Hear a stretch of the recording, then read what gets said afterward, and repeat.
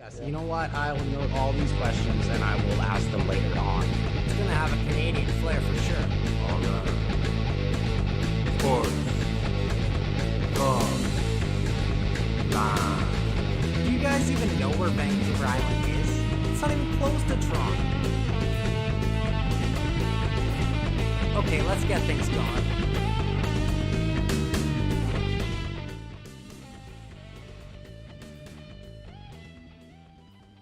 Hello and welcome to the Unnamed Sports Show here on the Sports Talk Line Network, where we talk sports 24/7, 365. I am your host, Joshua Griffith. And today we are going to be talking some Vancouver Whitecaps as their season is now complete. Kind of a disappointing one. They finished 9-14-0, no draws, and they missed out on the playoffs once again. So today I was lucky enough to have a one-on-one Zoom meeting with Whitecaps CEO and sporting director Axel Schuster. So before we get to that, I want to make sure you guys like and subscribe down at the bottom. Hit that big blue join button. You're going to get lots of great extra perks for doing that. There's different packages you can get. There's also a great video that my producer Lee has out that you can kind of check out and see what packages and offers and things you're going to get. So check that out if you haven't, for the Sports Talk Line Network. Like I said, we're going to chat with Axel Schuster on today's show, and then I'm going to kind of break down my thoughts of the Whitecap season and kind of give a short look ahead to next season. So if my producer is all ready, which I know that he is, because you people don't want to hear me clamor on, you want to hear me talk with the CEO of the Whitecaps. So he will get that all ready for us, and then we'll get that going. So I hope you guys enjoyed this. We did this just over an hour ago. So I'm happy to be joined now by CEO and sporting director of the Vancouver Whitecaps, Axel Schuster. Axel, thank you for joining me today. Hey, thank you for having me. So first off, I just want to ask, how are you doing, making sure you're staying safe and your family and everything all healthy and everything during these times? Yeah, it's a difficult time for everybody, and I can only engage everybody to follow all the protocols and rules that we learned very well in this year. For me, it's still a little bit weird because my family is in Germany since we went to Orlando, so I haven't seen my wife and daughter for a while. But yeah, it's Christmas is coming soon, and then we will be reunited. Well, good. I'm excited that you'll be able to see them again soon. So, obviously, the season's over now. A little bit of a disappointment with the team not making the playoffs. 9-14 record with 0 draws. Obviously, lots of curveballs this season. What did you make of the overall?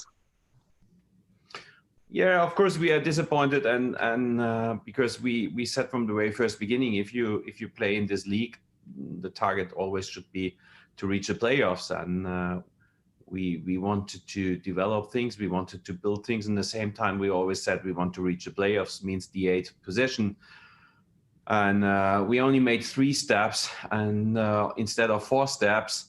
So have there been reasons for that? Yes, of course, there have been a lot of reasons why we didn't make the 4th and last step to the playoffs, but we never used them as an excuse, and we don't want to start with that now. But in the same time, we have also seen some pause, and we always said we want to build step by step with sustainability, and we think that the team had a progress this year, and that we were able to improve from the first day on, and that we were really competitive at the end of the season. And yes, we failed by 3 points, and it was easy to get the 3 points. But the direction is right, and the sustainability is right, because if you look at our group, and I asked all the players, do you think we were able to make the playoffs? And they said, yeah, we are pissed that we didn't make it because the 3 points were possible. And I said, is there any reason not to make the playoffs next year? And they all said, no, there's no reason not to make the playoffs. So in the same time, we think that we are going into the right direction, that we built a basis this year, and it's now up to us to make the next improvements, and then to make the next steps next year, that there is no question of going to the playoffs, that it is not the target to just reach the playoffs. We want to go into the playoffs without any doubt. So before we move on to next season, I kind of just want to ask you, what specific things did you like about the progressions of this year? Because there was some really great spells where the team was playing good, exciting football to watch. Yeah. So exactly that we showed these highlights, that we were able to develop some of the young players, although it was difficult this year because we didn't train a lot.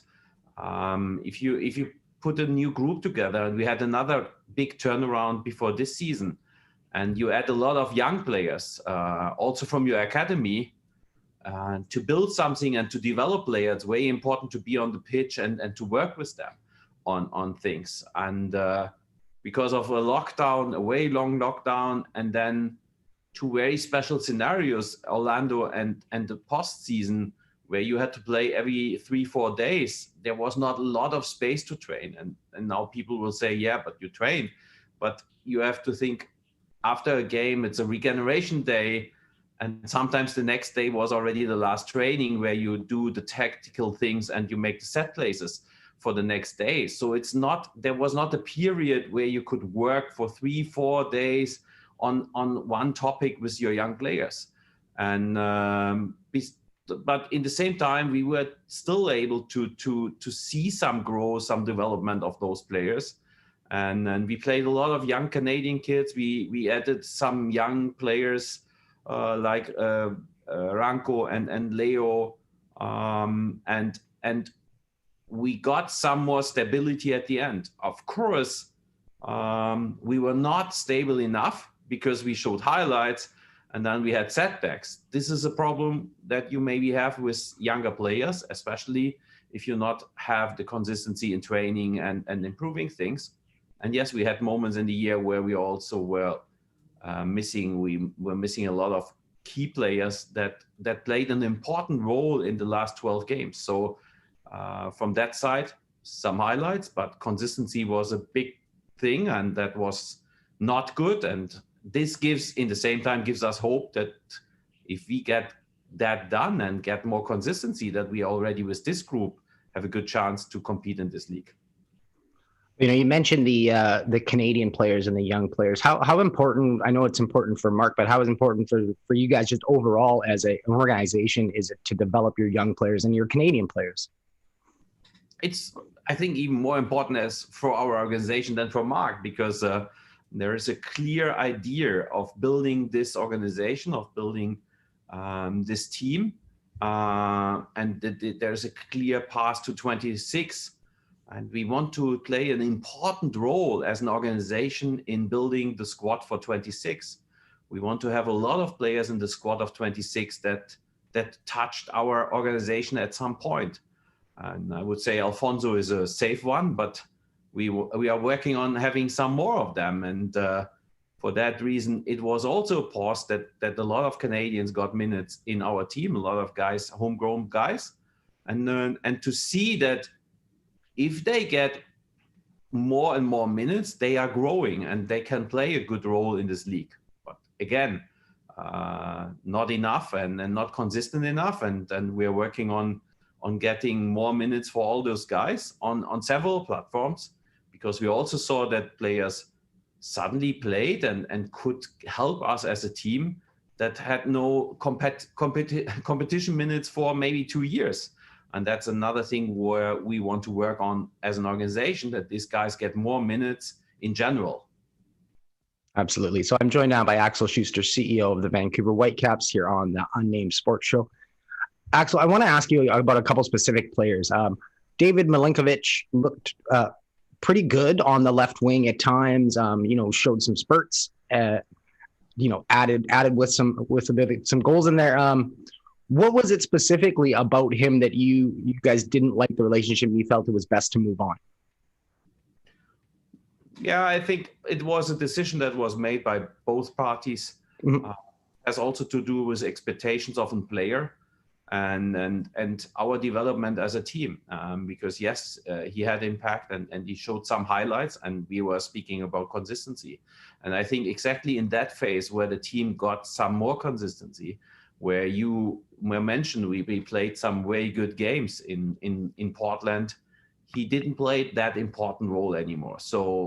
And I think that doesn't fit to his expectations to always play an important role. And as we wanted to go forward and we want to sign another used DP player on the left wing, and we saw that the combination with Gutierrez and Ali Adnan works also very well. We cannot guarantee him an important role on that position. And for that reason, both parties agreed that it is better to find another solution. And that is something totally normal in soccer, because as I said, always both parties have to be satisfied, and sometimes you have to take these decisions. Absolutely. Well, I wish David best of luck in the future there. Another player I want to talk about, you mentioned in the earlier media scrum that Freddie Montero, you've been talking to his agents and things have moved on to that. How big of a priority is Freddie for you this offseason? I think we have seen the best Freddie in the last 12 games since he arrived back to Vancouver. And he knows that as well. He also made a process in the season, and he was able to develop his game and again. And with all his skills, he was an important piece for our success. But this is another one where we have to sort out what are his ideas about the next steps and our ideas about the next steps. And we had a very, very good talk the day after the game. And I arranged a telephone call with his agent, and we will speak. And everything is possible. But as I said, everybody has to be satisfied with every solution. Absolutely. And I'm sure fans will be excited to hear that the talks are going to be ongoing, because Freddie seemed to be kind of a fan favorite as he at the end of the season there. Kind of want to talk about next year and kind of the direction the team is going. November 15th will be your 1 year mark with the team. Like you said, three out of 4 steps this year. What does the team need to do next year to raise the bar and get into the playoffs and maybe even be one of the top teams in the West? To be one of the top teams, we still see 2 steps ahead of us. So I think we want to do it step by step. And so I said we want to go clear without any doubt to the playoffs next year, and then for 2022 we can approach the home playoff. So what does we need? I think we spoke a lot about the basics and our culture and cornerstones this year, and I think we did big steps. If you see for example, see the physical data that we outworked teams by 4 or 5 kilometers now regularly. That's the basic for us always, and now it's the additional pieces, the difference makers, and of course a few additional offensive pieces. We all know that one of our DPs left us mid-season to Europe, and it was always his big dream. So we want to be a team that stands not in the way if there is a big dream and there is an option. So that's okay if everybody is satisfied at the end. But we have this open spot, and we want to use this spot. Want to use it for a difference maker, for the head of our game in the middle of the park, a connection between defense and offense. And we want to add 2 other offensive pieces, like a left-footed winger and an additional striker forward. And to make the difference in the close games we had, like the 2 games, for example, against Portland, where I think everybody felt who is scoring the first goal will win the game, and to have that additional quality to be the team that scores the first goal and to win the game, because as we all saw, it was only 3 points, and it could be a big difference to score the first goal in such a game. Absolutely. Well, I'm not going to take very much more of your time, because I know that Nathan will probably just start emailing me and buzzing me constantly that you need to go. So I got a couple more for you here. And how was it being asked if Mark's job was safe while Mark was in the Zoom call? All questions are allowed, and I'm not feeling uncomfortable with any question. I only thought that this was a very special situation because I was more joking in my head about what would be if my answer would be no. So I was asked if he's coming back. No, but he's sitting with me on a Zoom call. No. The question was okay. Every question is allowed, and I think it's a fair question. And the answer to that question was also related to that what I said before, that we see process, that we think that we made steps. As I said, unfortunately not the force. But as I also said, there have been a lot of reasons, and everybody knows all these reasons how difficult this season was. And there have been, I think, only 2 other teams know how difficult this season was. Yeah. I have been 52 days in a row now in Portland. If we were going home from a away game, we were going to Portland. We were playing a home game against a team that is living in the city more than us. So, and then we have been in Orlando and played 3 important games without our 2 top strikers, Cavallini and Montero, and without Bickel and Godoy, who both were injured. And if you look at our last games, how important those pieces were, all of 4. Godoy was our best defender, Bickel our best midfielder, and those 2 strikers who had by far the most goals and assists. You see that there are a lot of reasons why we maybe didn't make the playoffs and didn't got the 3 points, but please understand me right, no excuses, because we had enough games where we still could get the 3 points. So we are hard with ourselves, but if we make a full assumption of the season, we have to see that and to also to bring up that we made good steps forward, and that we could do some of those things we wanted to do at the beginning of the season. And then now it's even to make one more step next season. Good. So something that's probably, very important to the fans and the supporters is how committed is the ownership group and the just the rest of the front office and everyone in making this team a success? Because I know that there's definitely the questions that come out of the supporters. Do the owners, are they really in it? Are they actually supporting the team? And I mean, I've had the pleasure of meeting Jeff and in person, and I can say that he does. But I mean, what message would you have to the fans and supporters? There's no doubt about that. And I don't know how things have been before me. And I know that this organization has not always done the best job in the years 2019, 18, 17. I don't know. I was not here, but I was connected with a lot of supporter groups, had Zoom calls with those. I'm open to do even more and to speak with them to understand what the mistakes have been in the past. I can only tell, since I'm here, there was not one question about the commitment of the ownership. And although this is a way difficult year, and I guess, we all have to accept that the next year will also still be difficult, there is no holdback, no changement in the way how we approach and how we want to go for youth DPs and full DPs to make this team better. Our clear path and idea is to use also this time, and this times where a lot of things are difficult to build for the future, and latest 22 to be a team that competes for the home playoff. It's great to hear, and I'm sure supporters will like to hear that, and that they can maybe do some more Zoom calls with you and stuff, because I know from talking to them, a lot of them really enjoyed that. So I really want to engage them, reach out to my assistant, and we will set up Zoom calls. I'm very approachable for that, and I want to understand a lot of things that happened in the past, that we are not making the same mistakes again. Wow, it's great to hear. The team has some great supporters groups with all of them. So, Axel, thank you very much for your time today. I got one more little fun question here, because I know that some of the guys were talking about things that they were doing in the Portland hotel and everything. Were you hitting up the golf simulator at all? Because now we have the Masters going right now. Yeah, I was playing on the golf simulator against Marty, our kit manager, and I have to accept that the Irish are by far the best golf players in the world. So. Marty is fantastic. So that doesn't surprise me to hear that he's a great golfer too. Yeah, he is. Well, Axel, thank you very much. I know you have lots more media and things, a busy day ahead of you. So thank you very much for taking the time to join me today. Yeah, thank you for having me, and have a good day. Cheers. Cheers.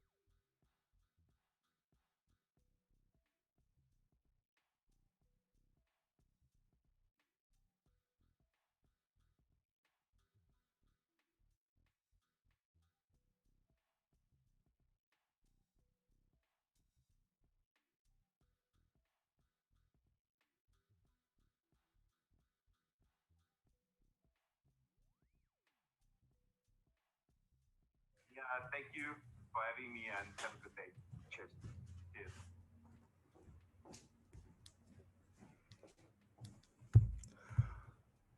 All right. So I hope that you guys enjoyed that conversation with Whitecaps CEO and sporting director Axel Schuster. Very thankful that the Whitecaps were able to make that one-on-one available for me, and it was great to chat with Axel and kind of get his thoughts on the season and moving forward. So I'm gonna take a couple more minutes here and just kind of chat Whitecaps, break down the interview and some of the points that I took from it. Obviously, the team will be moving on from David Milinkovic on the wing and would like to replace him with a young DP spot. And then Freddie Montero, we kind of talked about him. It looks like it's going to be a priority for the team, but it also looks like Freddie has played himself into maybe more than the Whitecaps want to spend on Freddie. I know fans and stuff you're not going to want to hear that, the team not wanting to spend money. But it looks like that they might move on from Freddie. Hopefully not. I'd like to see that deal get done. So, going to keep you guys in the loop on that. So make sure to follow me on Twitter at Joshua Griffith 0 and follow along Sports Talk Line, the website, and all my shows here. Another thing kind of we didn't really touch on was Ali Adnan. He's under contract, obviously, and then with a player option for the next year. There's been some talk about maybe selling Ali and, moving on from him. He might want to kind of make the jump that Imbaum, his good buddy, did, to Europe, to a bigger league. But I think that Ali Adnan's going to come back. They're probably going to try and do everything they can to bring Ali Adnan back, because just what he does from a marketing standpoint and how they're able to market him. Excuse me. We all know Ali Adnan, best player. He, kind of won the MVP for the Whitecaps, and I wouldn't chalk that up to, the popular fan vote there on that one. Because from what I understand of the media, Ali Adnan was not a lot of top people's votes. So actually, want to give a shout out to the unsung hero, Jake Nerwinski, as that was my MVP vote. And as I'm finding out, a couple other people also voted for Jake Nerwinski. So Jake, I thought you had a great season and kind of took a step forward. I'm going to go for a couple more minutes here because there's a couple more things I want to touch on. I touch on the goalkeeper situation. Going to look to talk with Maxime Crepeau in the next couple weeks. Going to talk with Coach Mark DeSantos next week, so can ask him about some things. But as far as I see here, the team will be moving on from Brian Meredith, and will most likely have either Maxime Crepeau or Thomas Hassal starting for them. I can't see Hassal beating out Crepeau.